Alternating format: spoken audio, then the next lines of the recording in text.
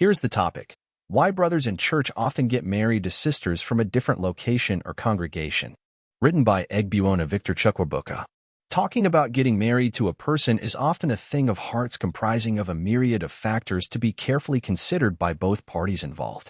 While some of the considerations to be made involves important questions such as: am I attracted in any way to this person? What spiritual, family, educational, or institutional backgrounds have they been exposed to in the process of their growth? What is their belief system as regards the gospel and the entirety of heaven and hell? Some other questions might come in the form of more benign inquisition into their personal beliefs, convictions, or even tendencies such as: is handwork necessary? Is it appropriate to watch movies 12 hours every day and never plan or work? Should I brush my teeth in the morning before work or after all the day's work is done? In this same light, other crucial questions arise amongst singles like us in churches and congregations alike. Some of these questions take many forms, which includes such as our topic of consideration today. It's say, why would brothers in my church often get married to sisters from a different location or congregation, whereas there are many available and qualified sisters within this same congregation? While there exists many lights in which we could consider the answers to this one question, there is a predominant trend I have noticed with regards to singles in various churches including ours and shall want to address by means of this article. It is true that just like brothers and sisters from same parents, we start out in congregations such as ours, feeding from same spiritual parents and therefore holding similar ideologies on both spiritual and procedural beliefs when talking about marriage. The truth, however, is that marriage often goes beyond the direct spiritual perceptions of a set of church ideals or norms as assumed by young minds of what the norms should be. For example, while a lot of us, the young men, are intentional about investing, saving funds, and working hard towards our dreams in bet hopes of a brighter tomorrow, bearing in mind that in the near future we could approach a female church member with interests in marriage to them, most of the ladies in church do not see things that way. As a matter of fact, most ladies in church see the upcoming young men who do not already have cars or properties as financially incompetent. This can lead to them subconsciously labeling such young men as unaccomplished fellows, possibly even suffering young men, and would not willingly consider us worthy partners for them. In such a situation, the young man does all he can to make the lady know he cares. He walks up to her, makes known his interest, becomes friends, gets her things, talks of his intentions, but then immediately gets somehow downplayed because the sister in question has her eyes and focus on another brother that just bought the latest car in church. You know, this sister has seen you at your highs and lows, down times and really hard times, good times and very bad times. So if you tell her about marriage and you do not have a car yet or other material things such as houses yet, you are joking. So most sisters would be like, is it this brother Matthew that walks the whole of Enugu on just a pair of jean trousers and 2 corporate shirts that is coming to talk to me about interest in me? And I suppose somebody should first of all feed himself and his family, or at least take 2 square meals a day before coming to propose to someone else. Brother Matthew is not just serious. He wants to come and marry me and keep me in the same hunger strike with him.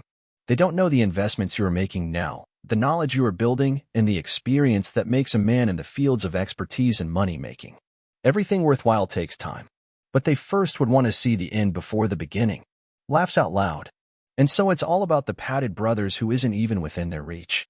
But those guys also pass through this same roadblocks and are now well padded. When they were trying to make an impression on the sisters in church and declare their interest, the sisters weren't just paying attention at all. They had their gaze on the guy with the best and poshest car in church. Until Brother Matthew visits another branch of church or even another church, meets a sister who shows him real interest, believes in even the dreams he almost neglected, encourages him when he's down, even gives him a little help when he is in need, and that, without the insult that comes with it. Then, one day, he gets a dream idea from all these years of experience, implements it, gets invested in or lands in new jobs that changes his story.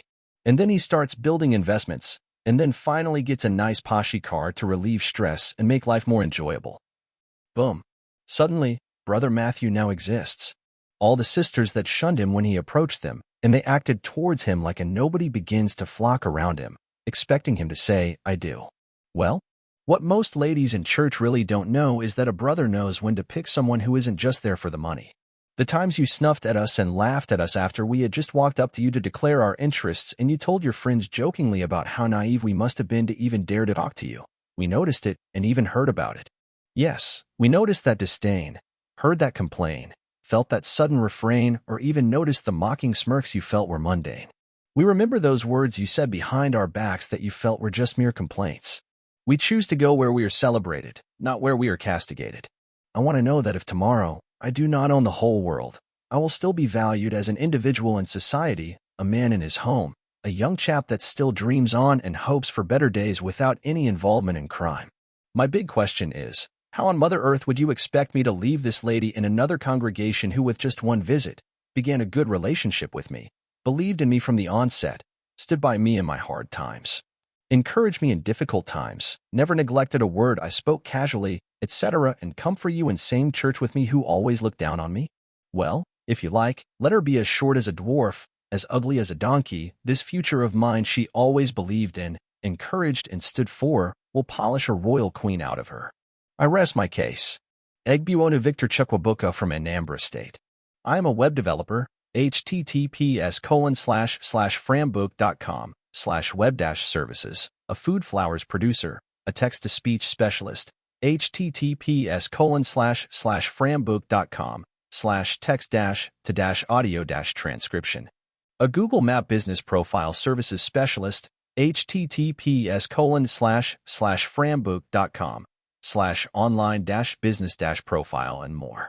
Please see all about my little beginnings at https://frambuk.com. Note: if the above links are not clickable, send this message to yourself on WhatsApp and it all becomes instantly clickable.